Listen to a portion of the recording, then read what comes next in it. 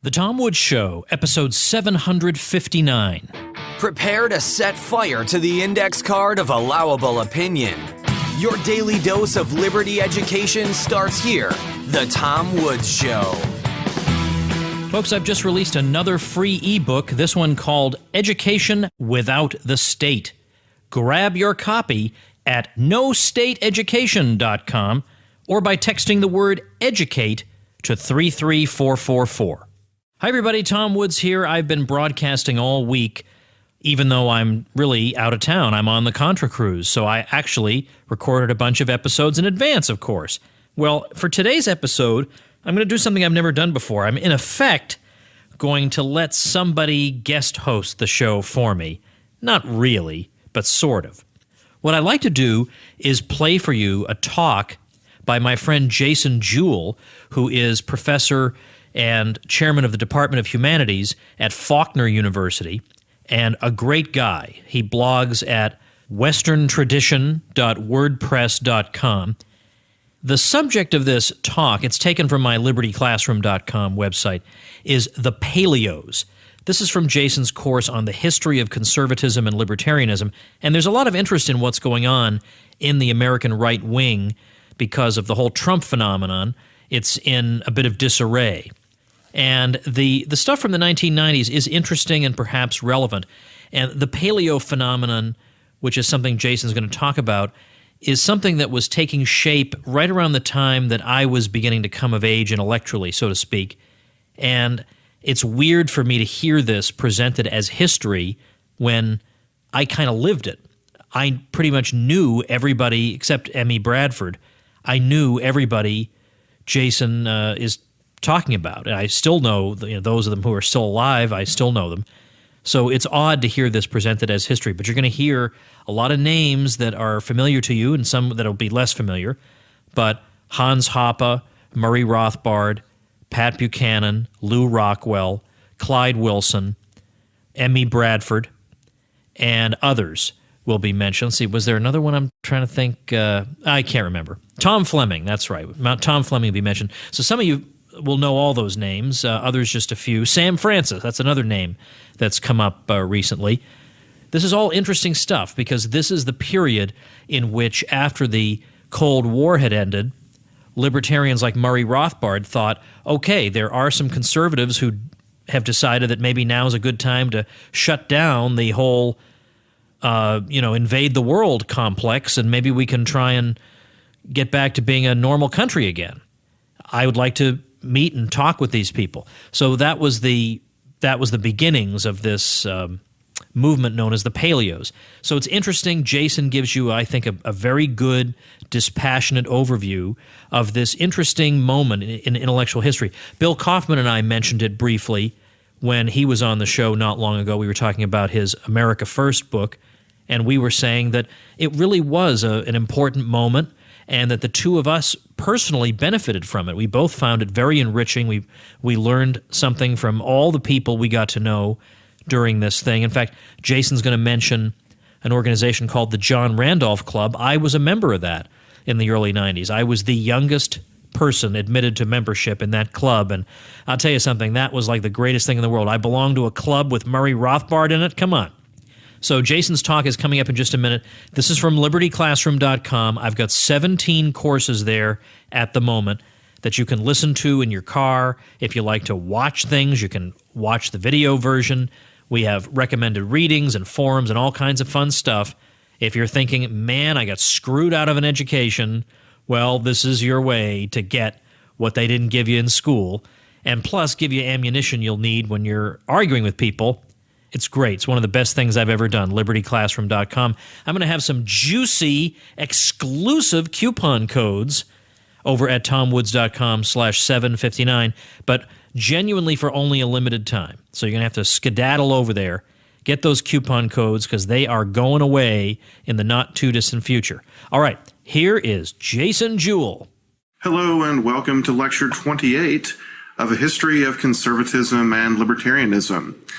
I've titled this lecture The Paleos. This has nothing to do with fashionable diets, but instead refers to a group of traditional conservatives that came to call themselves, rather ironically, paleoconservatives in the 1990s in opposition to the neoconservatives. So we're seeing here different factions, if you want to call them that, on the right that begin to struggle with each other over ideas and influence. And this really heats up after the Cold War had ended, when the anti-communist theme was not really there to unify conservatives anymore. But the struggle began even earlier than that. We'll see how that plays out. So traditional conservatives, this includes figures like people who are adopting the ideas of the Southern agrarians, the Russell Kirk ideas, the Burkean conservatives. These guys gravitate towards this camp that's known as paleoconservatives. We're going to look at several of the major paleoconservative writers in this lecture and how they formed alliances with libertarians as well in the 1990s, particularly through a vehicle called the John Randolph Club. And then we'll talk a little bit about who's arguably the most visible paleoconservative figure in political life, and that's Patrick Buchanan. But we'll start by referring to a thinker who was perhaps the most influential of these traditional conservatives, who actually passed away right as the term paleoconservative was being coined in the 1990s. That's Mel Bradford, Amy Bradford, whose dates are 1934 to 1993. Bradford was a literature professor at University of Dallas, and by common consensus was a very brilliant scholar who wrote essays on not only literary works, but on figures of the American founding and also Abraham Lincoln. And it's his views on Abraham Lincoln which eventually created controversy when he was tapped as Ronald Reagan's pick to be the head of the National Endowment for the Humanities in the first Reagan administration after Reagan's victory in 1980. Now, this was a significant event because the traditional conservatives believed that, this was something where they could get a toehold in the new Reagan administration to try to popularize their views about the nature of conservatism and the nature of the American system. However, there were neoconservatives who were very opposed to Bradford, particularly some of the figures that we've already mentioned. I believe Irving Kristol was a big opponent of Bradford.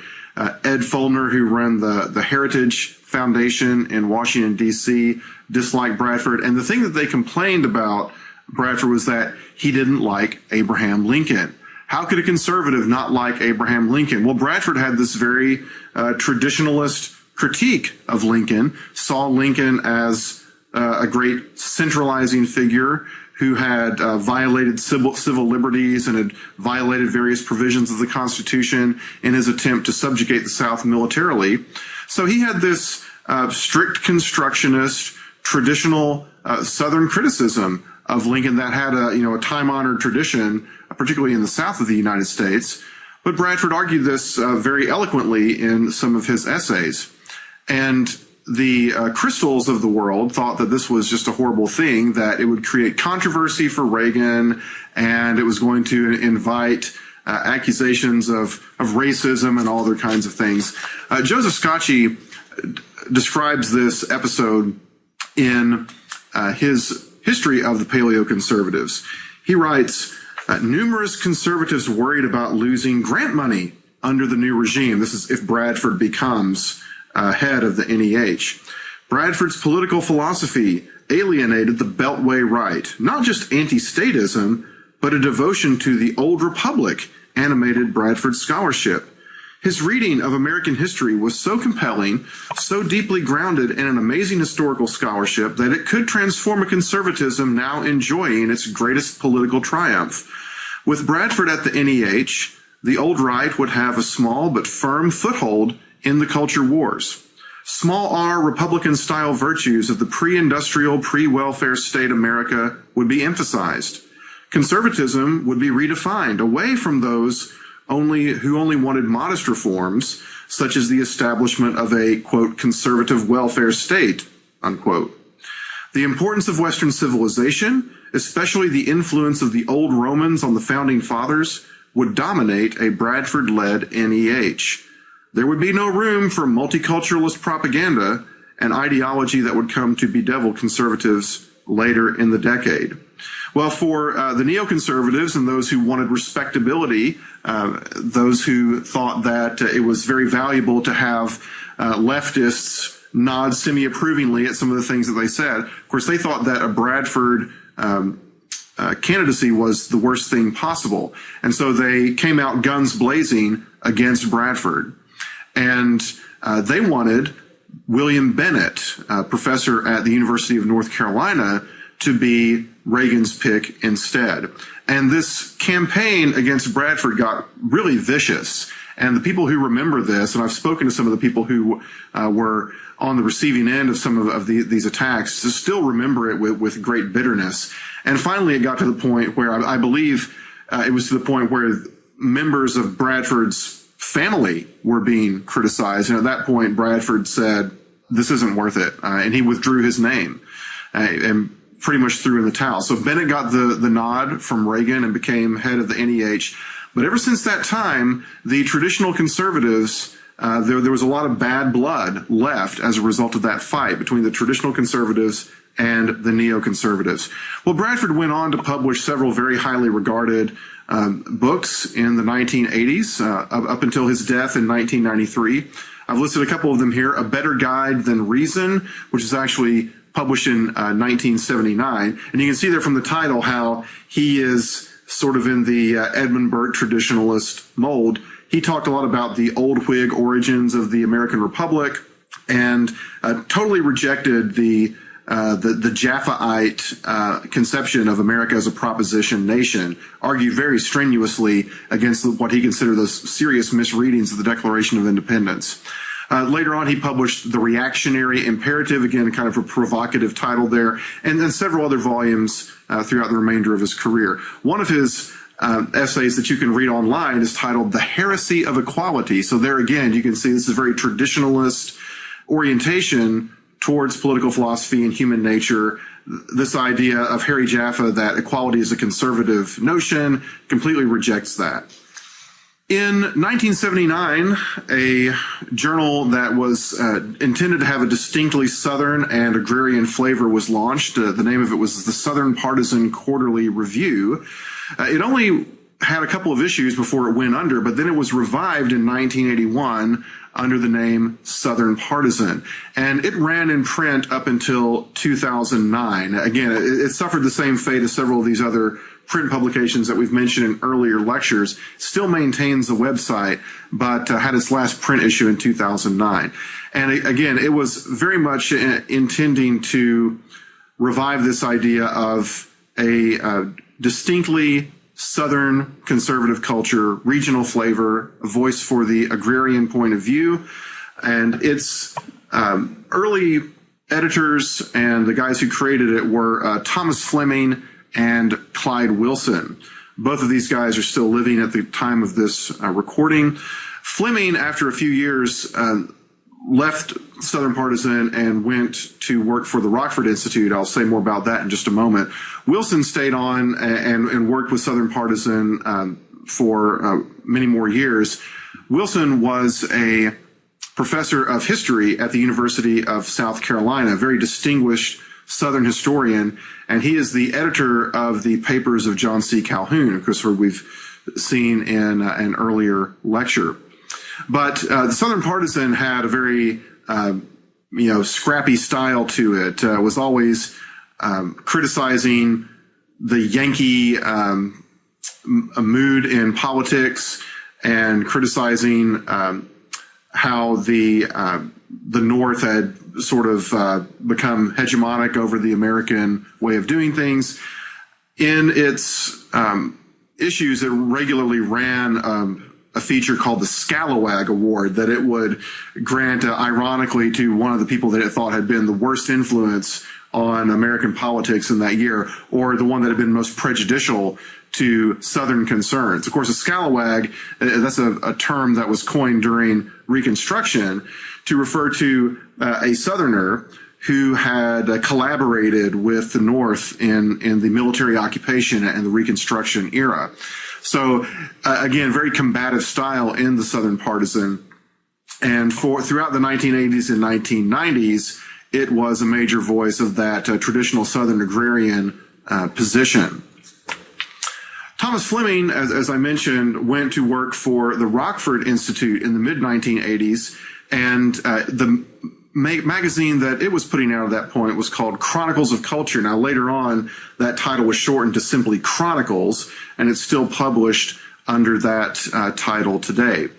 But Fleming was a trained classicist. Both he and Clyde Wilson had been at the University of North Carolina as graduate students at the same time.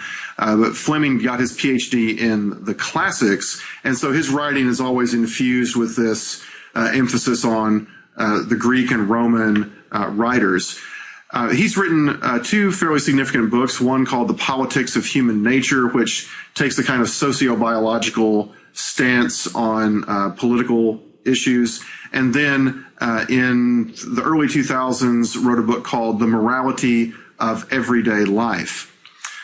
Most of his energy had gone into the editing of Chronicles, in which he always had a column there. One of the most interesting and punchiest columns in Chronicles was always Fleming's editor's column, in which he usually stressed cultural issues and themes that were resonant with the idea of the old right. Fleming, for example, very anti-imperialist and very opposed to foreign intervention, particularly after the Cold War had ended.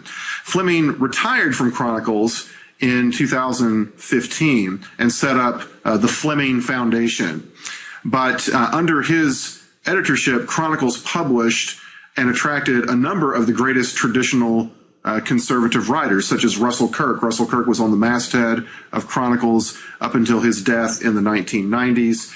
And a number of the other very significant traditionalist conservatives wrote for Chronicles, either because they had gotten fed up with some of the other magazines like National Review, or because they had been ostracized or excommunicated from some other mainstream part of the conservative movement, and they would come and write for Chronicles if they had talent.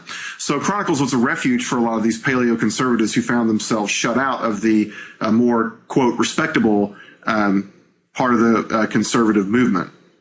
Samuel Francis was another one of the regular writers for Chronicles. His dates are 1947 to 2005. Francis was a student of James Burnham, who we talked about in an earlier lecture. And Burnham, you'll remember, stressed the idea of a managerial class that had taken over modern states, such as the Soviet Union, and was on the way of taking over the United States in the middle of the 20th century. And so Burnham impressed Francis with this idea, and Francis throughout his career worked with this notion of the machinery of power. He criticized the Richard Weaver idea of ideas have consequences, and said that an idea is no good unless there's somebody there or some interest group there to put it into practice. And I thought that this is an interesting tack that you don't see from a lot of conservative writers, this drilling down to the nuts and bolts of the machinery of the institutions and how they work. But this is why Francis thought there was one reason that the conservatives had struggled so much since World War II.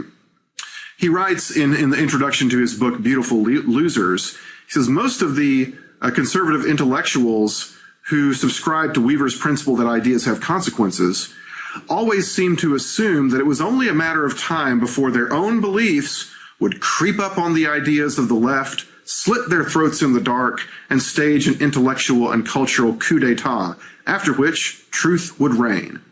I have never thought so, in part because I have less faith in the power of intellectual abstractions than most of my conservative colleagues. Well, as you can see, there are very vivid writing style with those metaphors there. He goes on to say that however sophisticated and well expressed conservative intellectualism may have been in the years after World War II, its virtues did not assure it victory, mainly because there existed in American society and political culture no significant set of interests to which its ideas could attach themselves. So it's Francis's idea that it's not enough just to have a great idea. It has to line up with the interests of a powerful group in society. And when that significant group recognizes this intellectual framework that it can adopt, and then it can push that through. But unless you have some force there that can back up your ideas, then you're not going to make much headway. Francis hoped that a group that he referred to as Middle American radicals would be this interest group that would then carry conservative ideas to victory in the 1980s and 1990s. And he became disillusioned towards the end of his life that the kind of people from the heartland, the average American who is kind of a rock rib conservative in his everyday life, he came to despair that those people would ever become politically aware enough and politically active to really fight back against the leftist elites who were pushing a lot of the cultural changes onto the society.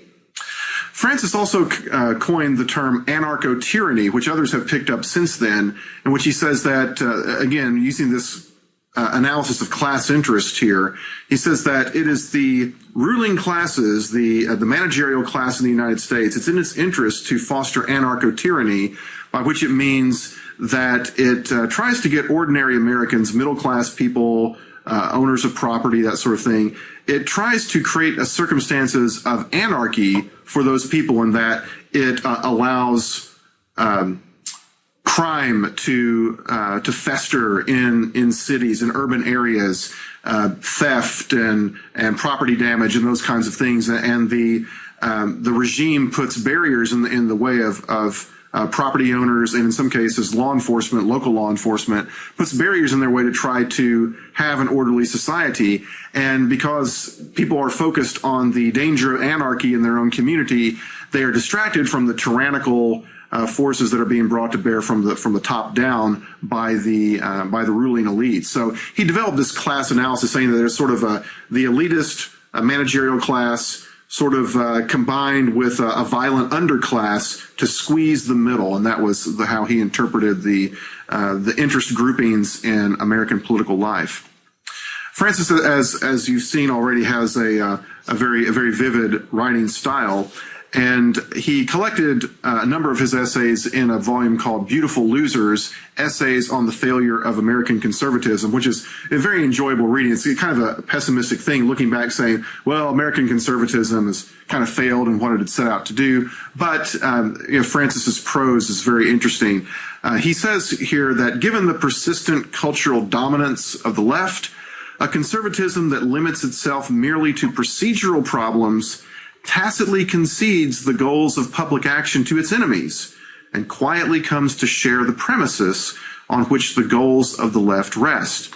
Eventually, having silently and unconsciously accepted the premises and goals, it will also come to accept even the means by which the left has secured its dominance, and the very distinction between right and left will disappear. This idea, the language that he uses later, is a silent acquiescence in the premises of the left. He said this is the thing that has bedeviled conservatives, that a generation or two ago, conservatives have articulated these ideas, but then in order to try to win respectability and to try to focus on things that they can build coalitions around, procedural questions on, everybody can agree on lowering taxes, and not continuing to push the important cultural and philosophical issues. He says that eventually they're ceding the ground to the leftists. And so the conservatives, people who call themselves conservatives today, are indistinguishable from the leftists of 30 years ago. So this is a theme that Francis pressed throughout his writing.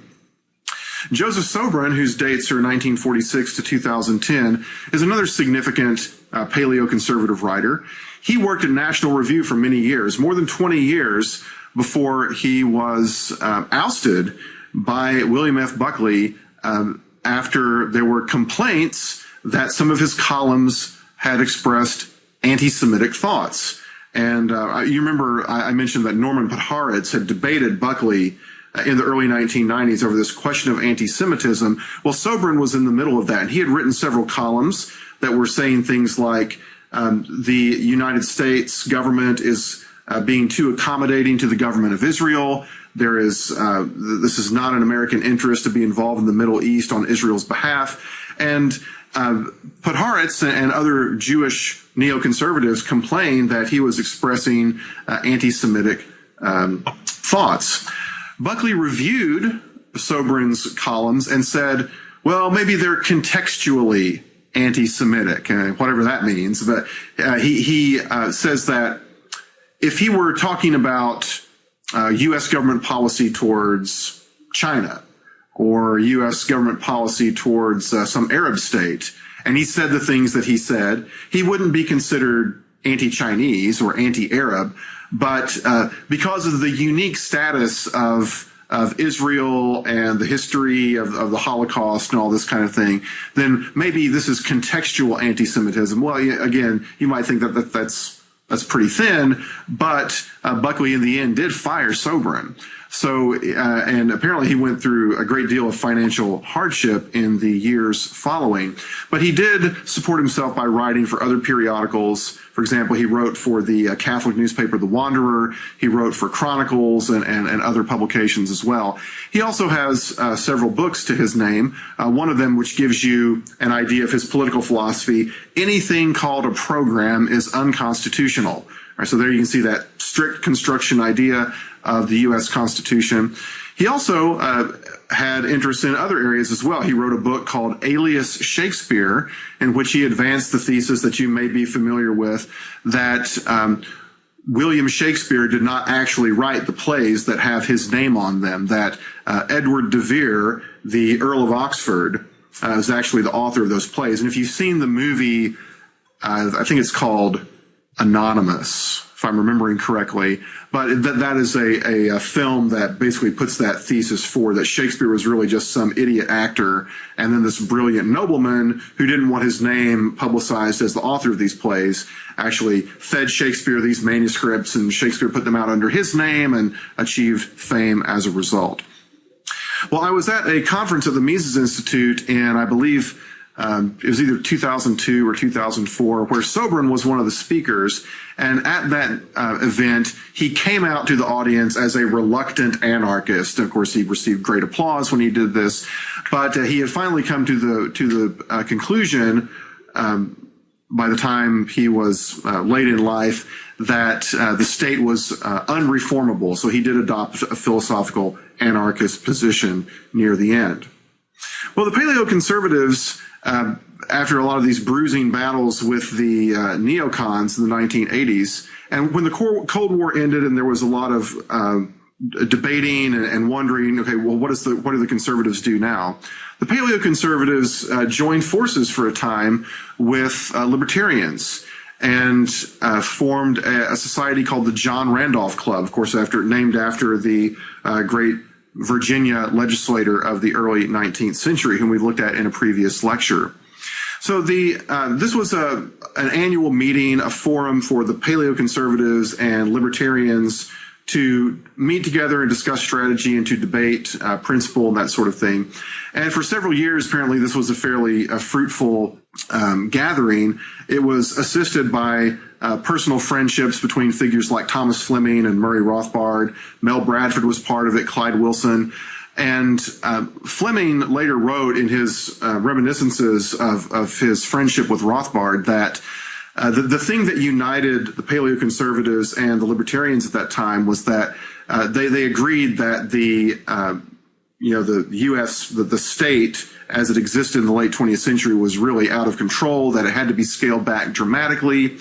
And Fleming said that he spoke to Rothbard saying, now we agree on about 90% of what needs to happen, and we'll join forces until we've got that 90% accomplished. But when we get to that final 10%, those things we do disagree on, then it will be time to quarrel. Well, what were those things they disagreed on? Well, for one thing, for example, the paleoconservative authors and writers were not as supportive of the idea of free trade as the libertarians. They took a more Hamiltonian vision of trade, that you needed, in some cases, protection of domestic industry. And the paleoconservatives were also, in general, favored restrictions on immigration, which some libertarians went along with that. Many others did not. They thought there ought to be open borders. So there were differences of emphasis, and in some cases, differences of principle. In the mid-1990s, there was a break between the paleoconservatives and the libertarians at a meeting of the John Randolph Club. I believe this was the 1996 meeting of the Randolph Club. Now, prior to this, of course, we had the deaths of Mel Bradford in 93 and Rothbard in 95.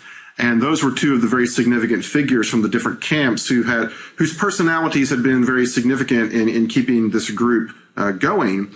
And I've spoken to people who were at that 96 meeting, and apparently the story is that Hans Hermann Hoppe, one of the libertarians, was very critical of some of the trade ideas as they had been expressed by Sam Francis.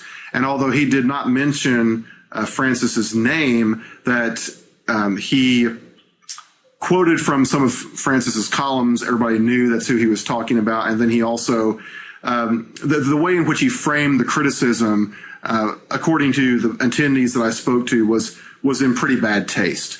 And so there was kind of a rupture right there at the meeting.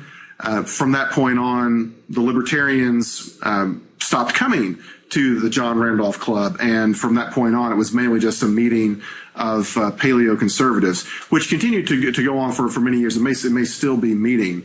But this was, for a time, people referred to this as the Paleo Moment, when these paleoconservatives and the Rothbard libertarians, who for a time called themselves paleo-libertarians to emphasize their willingness to form an alliance with the paleoconservatives, that ended in the mid-1990s. Although there was still some interaction between the paleoconservatives and coming to events at the Mises Institute, for example.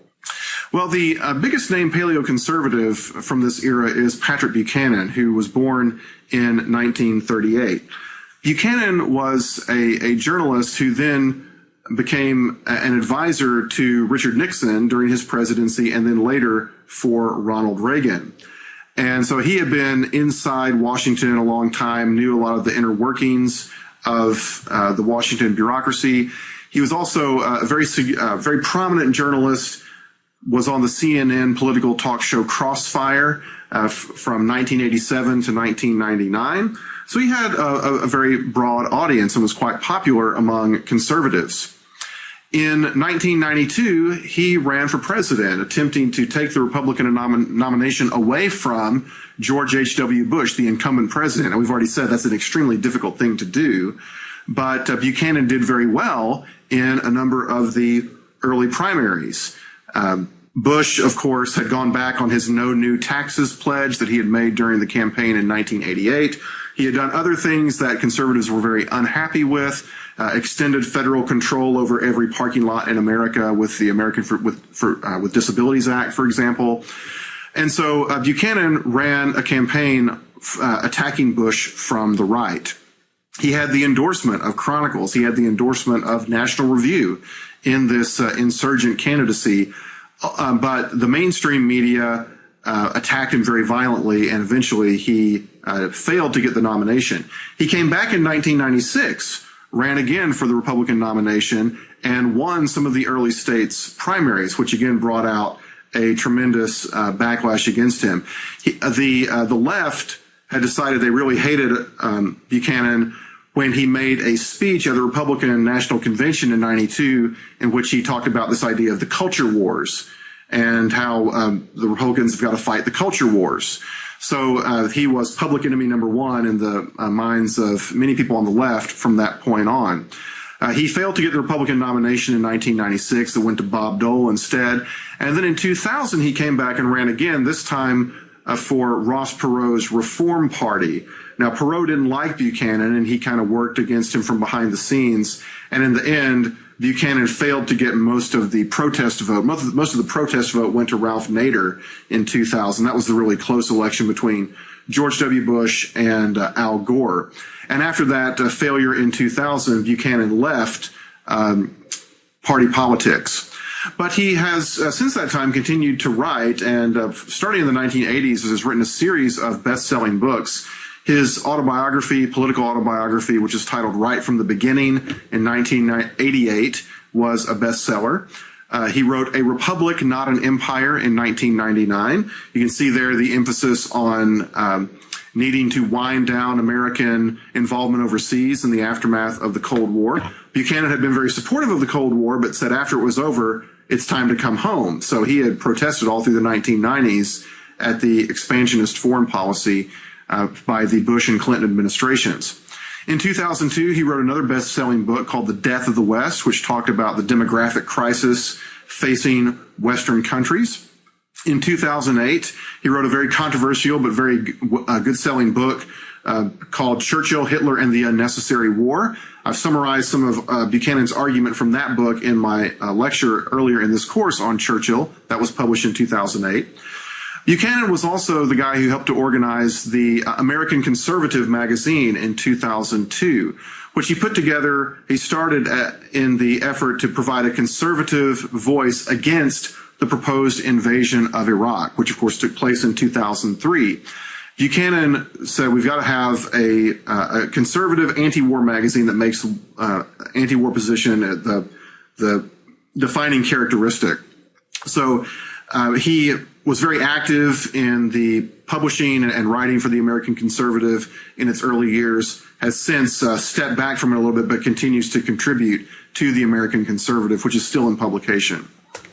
All right, so to sum up this lecture, we've got this group of traditionalist conservatives that come to be known as Paleo conservative. It's a term that was adopted in the 1990s as kind of an ironic pushback against the neoconservatives. And ever since at least the early days of the Reagan administration, the Paleo cons and neocons have been fighting each other.